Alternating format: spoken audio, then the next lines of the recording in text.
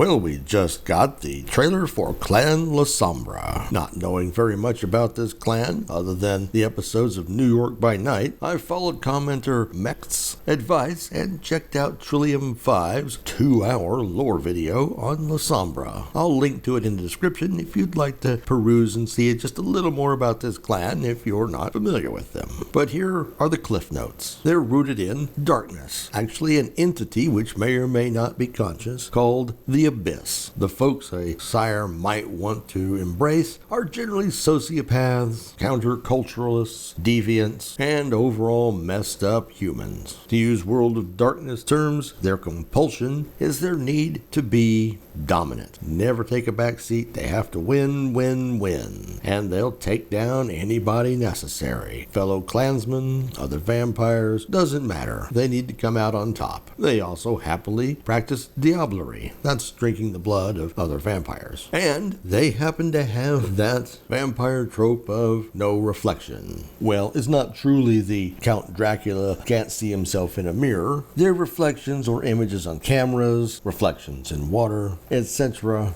is distorted, grainy. And if you were wondering, yes, this is a masquerade violation. So no matter what time of day or night it is, they can't go to the fair and do those little hall of mirrors or grab a midnight haircut. Now this is one of those true hand-wavy moments for me. Physics are physics, so we just have to say, it's some kind of supernatural thing. Because as we all know, light is light and doesn't really care. If another vampire can see them or anybody else can see them just looking at them, then clearly a sensor in a camera or any reflective surface is going to show them who they truly are. So let's just go with it. They also happen to have the problems of using touchscreens, so pretty hard to use that smartphone. In fact, this actually came up in the New York by Night actual play, where the Lasombra character fried at least one cell phone. This one at least has a better element of believability. Somehow their otherworldliness causes odd interference with electronics. And yes, I know, quibbling about physics in a world with vampires isn't necessarily the smartest thing I can do. And next, if you played Bloodlines 1, you remember the Sabbat, the Shovelheads. These were the all-around, dim-witted, hyper-violent bad guys. The Lasombra have quite the close ties with this clan, and are often considered the dark nobility of the Sabbat. And while Lasombra are not necessarily top of the guest list for the Camarilla, they are, depending on the situation, allowed to join the club. In fact, we learn that a deal has been struck in Seattle that gives Lasombra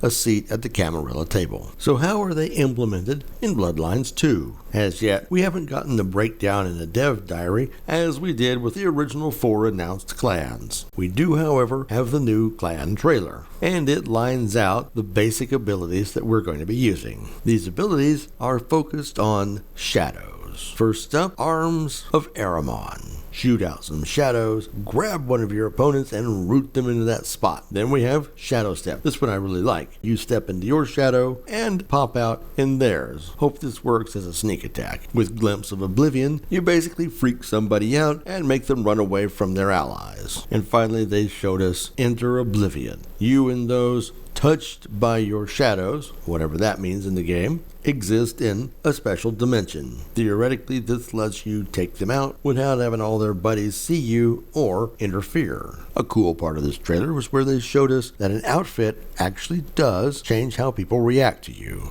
The example was vestments. That's right, you can wear the robes of a priest. This gets you some very different reactions. Also in this trailer, we get to meet Onda. And I gotta say, I like this one. Just listen to this. With your big bad elder reputation and your stupid fucking name, and you're just gifted a place in the Camarilla? And I think they did a pretty decent job of reflecting the Lasombra's ambition, as she is not happy that this interloper has come in and is making waves and stealing all the thunder. And here's an interesting tidbit. These new clan trailers were the brainchild of White Wolf's creative producer, Martina Zach, otherwise known as Outstar. In their latest video, on Month of Darkness, Zach revealed that back in the summer she had an idea to do new clan trailers, and so she started doing them on her own. Once she got started on them, she took it to the higher-ups, They greenlit it, and so now we have a new crop of clan trailer. And yes, in that video, she is holding a Jason Carl plushie,